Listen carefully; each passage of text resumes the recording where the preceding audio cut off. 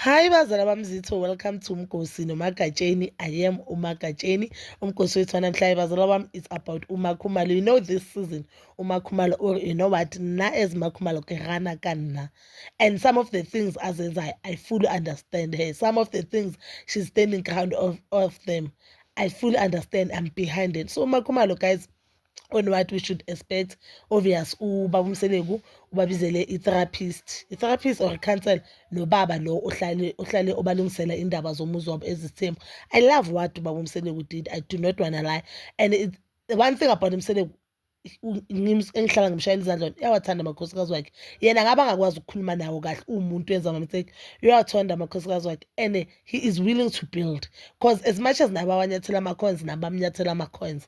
I'm not gonna name abamnyathela ama-coins kakhulu, but as much as nabo bamkhahlela naye uyabakhahlela, you understand. So and most of ama-families guys anjalo, just that ngoba labo umseleku ku-TV yingakho mhlambe sikhuluma ngayo nanamhlanje. So ubaba lo nomama bayababuza ukuthi unkosikazi nonkosikazi makasho, because they are fixing now, and it's very much important the question lo baba ebuza ukuthi unkosikazi nonkosikazi makasho ukuthi yimuphi mhlawumbe owamzwisa ubuhlungu, mhlawumbe mayena asho ukuthi no, mina macela wangizwisa ubuhlungu makathi, yabona kanjalo kanjalo, so that we can fix. Because now I believe before we fix we need to know the problem, so that ngizoxolisela into engiyaziyo, you understand, understand, and then ngixolisela into nami that I fully understand ukuthi here I was wrong. Makhumalo uthi into engamphathanga kahle ukuthi uMacele uvume ukuhlangana noMakhwela ekubeni yena wathi akafuni ukuhlangana nentombi. Yena into wavumelana nayo nomseleku anyeke ahlangane nomuntu ongalotsholwanga. And uMacele has been saying that, guys, has been saying that. But if you remember indaba kaMakhwela ne, wathi uMacele ucela bangamthuli if akakalotsholwa. But if you go back to the last season, the previous season of Thando Nesithembu, uMakhwela wathulwa angakalotsholwa kodwa seyezolotsholwa. uMakhumalo uthi uMacele uthi bosokuvele. So asiyazi okuyiyona yona yiphi. I guess we'll hear tomorrow.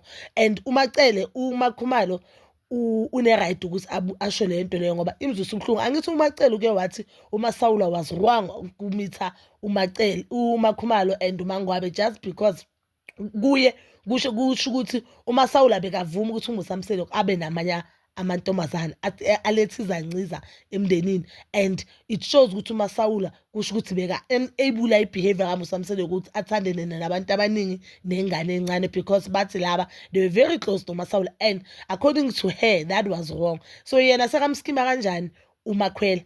Mina yami ngoMakhwela nathi uMacele wathi maka-invite umshadweni kaMakhumalo, wathi yena nyeka akwazi kumshada namakhumalo because yena noMusamseleku baba nesivumelwano sokuthi once they reach i-20 years leyo kameni years leyo yabo angeke kusaba anything regarding isithembu sakaMusa esiletha azoyi-attenda, whether umshado, whether umntwana ozovela, whether yini. But now yena nangu sekaskime umuntu olethwe after 20 years.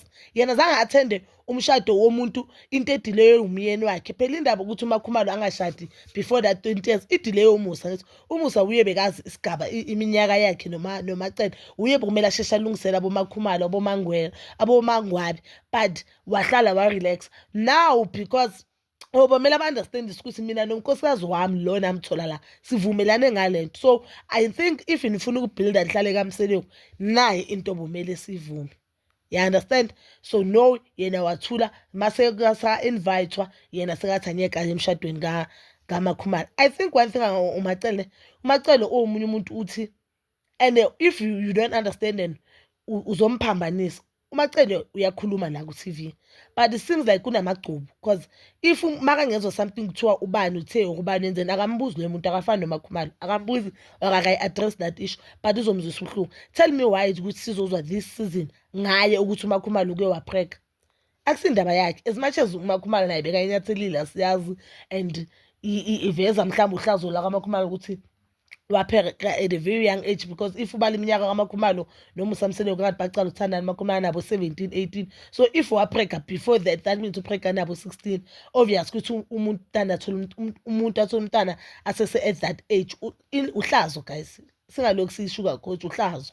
You understand? Nasathola abantwana sibancane, but at the end of the day uhlazo lento le. So why mina uhlazo lamakhumalo luveza uMacele this season? So yena njalo makacabana nomuntu uyenza sure ukuthi umzwisa ubuhlungu ngezenzo nangenkulumo and akayikhulumi lento le, but uthi yena ngesingayo uyinkosikazi othandazayo, uyinkosikazi enothando and uyinkosikazi enokuthula.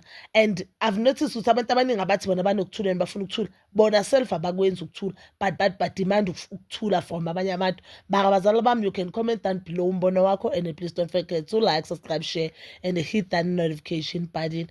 Nginethanda ukuya nokubuya.